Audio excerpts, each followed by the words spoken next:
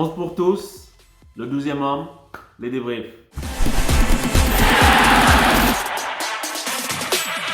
Alors, Sénégal-Tanzanie, 2-0, c'est un bon résultat. Ça se prend bien au niveau du score. On prend, comme dirait l'autre, l'important, c'est les 3 points.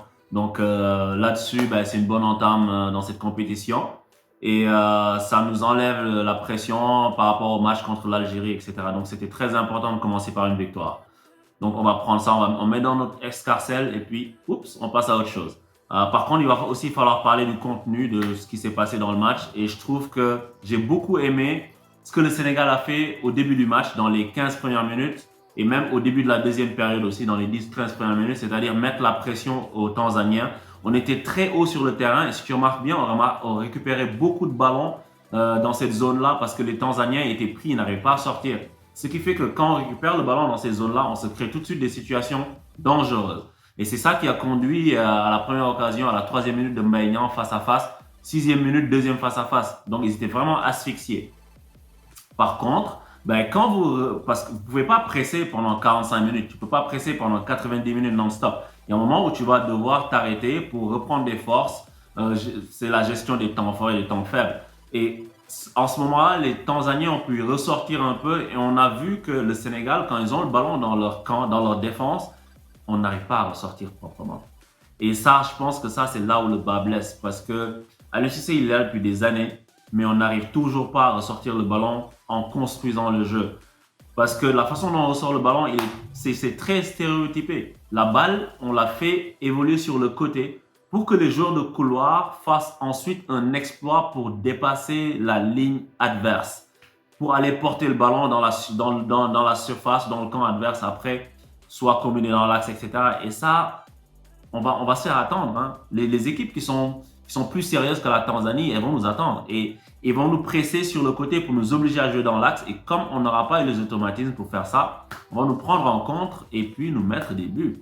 Donc ça, il va falloir travailler ça parce qu'aujourd'hui, la différence au football, elle se fait depuis la première passe. Depuis derrière, les décalages se font, le jeu de position, il se fait depuis derrière. Donc il va falloir vraiment jouer là-dessus parce que là, c'était un peu stéréotypé. Et Sadio Mané ne peut pas régler ce genre de problème-là, je vous avertis tout de suite, parce que lui aussi, c'est un joueur de côté. On va vouloir lui donner le ballon pour qu'il règle tous les problèmes. Et ça ne marche pas comme ça. Il faut qu'on puisse jouer dans l'axe, qu'on puisse ressortir le ballon et qu'on fasse jouer les milieux à la fois axiaux et les milieux excentrés. C'est pour ça que moi, j'ai trouvé que Pape Alioune Ndiaye n'était pas au diapason, parce que le milieu était tout le temps sauté. Le ballon, il faisait... je saute le milieu, je vais sur les attaquants et ça fait que nos attaquants ils étaient servis dans des positions qui ne sont pas idéales parce qu'ils reçoivent le ballon, il faut déjà le contrôler, se mettre en situation par rapport à l'adversaire, etc.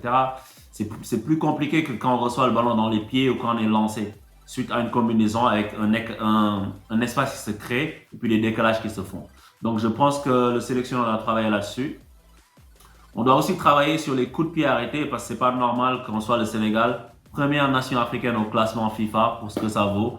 Et puis, on n'a personne pour tirer des coups de pied arrêtés, quoi. Et ça, c'est pas possible. Depuis Khalilou Fadiga, on n'a personne pour tirer de vrais coups de pied arrêtés. Et de façon régulière. Et on peut pas être une équipe de haut niveau sans personne pour ça. Ça se travaille à l'entraînement. Et ça fait des années que ça dure. Moi, je pensais qu'on allait avoir une certaine progression par rapport à ça, mais je ne la vois pas. Donc, coach Aliou Cissé, s'il vous plaît, il faut travailler les coups de pied arrêtés. Il faut que quelqu'un soit assuré quand il prend le ballon, tout le monde s'écarte et puis on sait qu'il va nous faire quelque chose. Parce que c'est pas sorcier, c'est juste du training.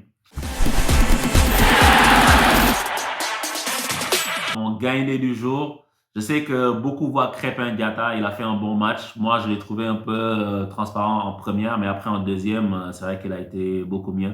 Et super but, donc bravo à lui. Mais moi, Gaindé, j'ai envie de mettre Keita Baldé. Keita Baldé, je l'ai trouvé très volontaire. Je trouve que dans la ligne d'attaque, c'est lui qui avait le plus de peps, c'est lui qui en voulait le plus, c'est lui qui allait le plus au charbon. Il a été récompensé par son but à la 27e minute sur un décalage d'Idrissa Gueye. Donc bravo à Keita Baldé. Et chaton du jour, je pense qu'on a tous vu le match de Maïnian malheureusement.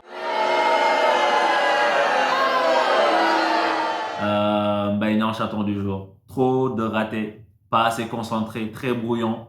Et je pense qu'une fois qu'il a raté ses 2-3 premières occasions, après, il avait la tête basse, il avait le masque. Et le reste, ben, c'était des loupés sur loupés.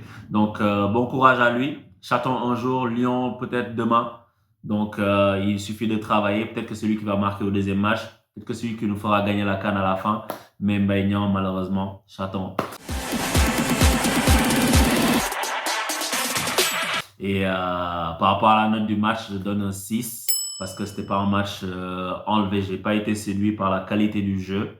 Donc, j'espère que c'est juste parce que c'est le premier match. Il faut toujours se roder, toujours pouvoir trouver les automatismes et puis se décrisper aussi. Premier match, tu as juste besoin des 3 points. Après, tu te décrispes. On espère que le deuxième match sera plus fluide pour le Sénégal. Par contre, il y a un point noir dans ce match, c'est la blessure de Salif Sané. Prompt rétablissement, lui, j'ai eu très très peur pour lui quand je l'ai vu grimacer. J'espère que ça va bien. Ça, c'est rien de très grave. Mais j'ai l'impression que la CAN est finie pour lui. Je ne sais pas. Je suis pas avec eux, mais j'espère que c'est pas le cas. Ben, sinon, ben, tu le vois venir, hein, le spectre. Tu le vois, tu le sens, le spectre Karambou. Les gens vont t'en parler. Il aurait dû le prendre. Il n'est pas là, les gars. On va faire avec ceux qui sont là, comme j'ai déjà dit. Et on lui souhaite un prompt rétablissement. Donc voilà.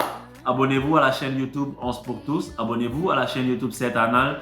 Cliquez sur les liens dans la description. Je sais que vous êtes nombreux à supporter. De plus en plus, la communauté s'agrandit. Et on va pouvoir échanger ensemble dans la bonne humeur toujours, d'accord ou pas d'accord. Et on espère que on va soulever la CAN à la fin de la compétition. À bientôt!